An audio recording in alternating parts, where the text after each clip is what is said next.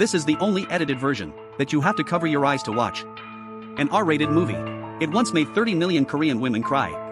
With its numerous bloody and extreme scenes that hit the heart directly, the props are so realistic that it gives you goosebumps. A friendly reminder, don't believe anything in the movie, especially anything related to a person, because of the twist at the ending. It may shatter your perception of human nature. March, the frozen Han River has started to melt. A swollen and headless female corpse resurfaces as well. However, unsolved dismemberment cases like this have been looming over the small town for 15 years. But the killer is still at large. Dr. Jishuan also moved to this world. He once accumulated a huge debt from stock trading, and divorced and escaped to this place. Now he works in a small hospital in the northern suburbs. Although his work is busy, it's also stable. But one day, an extraordinary patient came. After just receiving anesthesia, he started talking in his sleep.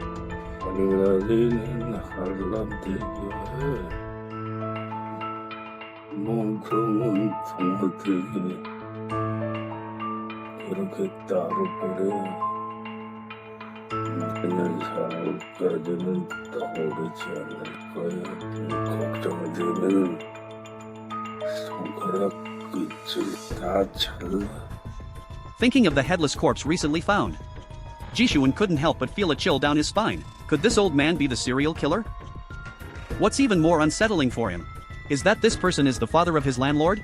Since that day, he always unintentionally passes by the meat shop downstairs and notices that the old man not only loves to eat raw meat, but there's also always a black plastic bag on the table in the shop.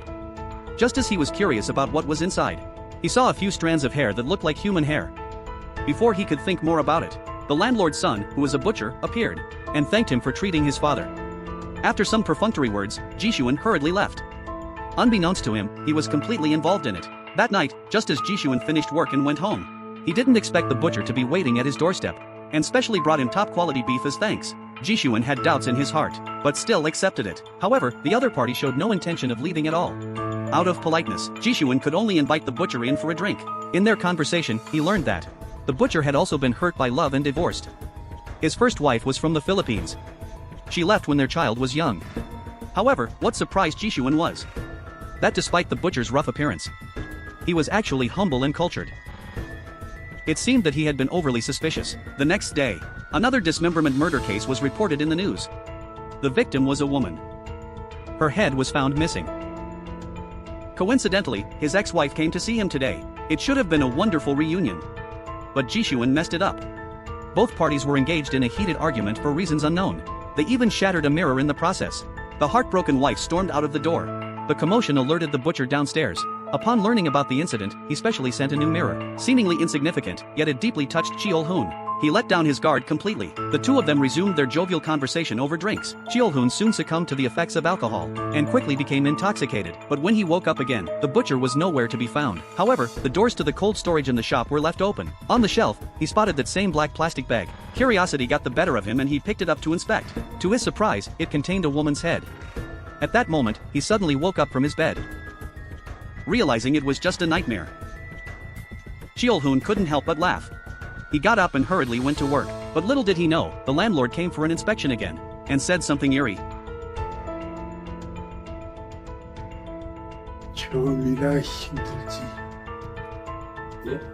Cheol-hoon felt a bit bewildered. After seeing the old man off, he overheard a conversation among some elderly patients in the waiting area about the mysterious disappearance of the old man's wife years ago, and just a few years later, his son's ex-wife went missing too. Yet, the old man and his son didn't attempt to search for them. Just then, the police suddenly arrived. They wanted to investigate the medical records of foreign patients at the hospital, because not long ago, a decapitated body was found at a construction site, and it turned out to be a Filipino woman. At that moment, Cheol-hoon suddenly thought of the butcher's ex-wife, and he became extremely anxious.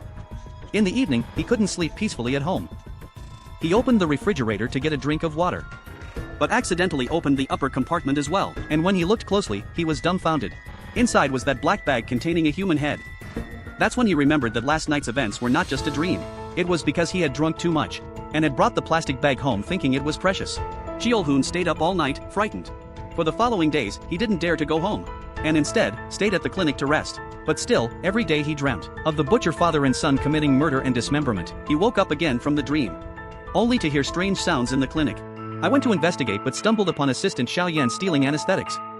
The other person pleaded not to report her. At that moment, Cheol-hoon's compassionate side kicked in. He felt that the young girl had a difficult life as well, so he decided not to pursue it further. A few days later, Cheol-hoon mustered up the courage to return to his place of residence, but he found that the butcher shop downstairs had a temporarily closed sign. However, the small door next to it was still open. Curiously, he walked in. It turned out that the butcher was mixing ground meat. But before he could relax, he saw another black bag on a nearby table. This time, a few strands of blonde hair were visible. Cheol-hoon was terrified and ran out. But it didn't take long before the butcher caught up to him. He forced himself to stay calm and asked why the shop was closed. The butcher's explanation was that his wife had some personal issues and went back to her parents' house, and they were short-staffed, so they decided to close the shop. At that moment, Cheol-hoon suddenly thought of something. His current wife had blonde hair, didn't she? When he got back home, Cheol-hoon immediately collapsed on the floor. Just then, there was a knock on the door. It was 2 police officers.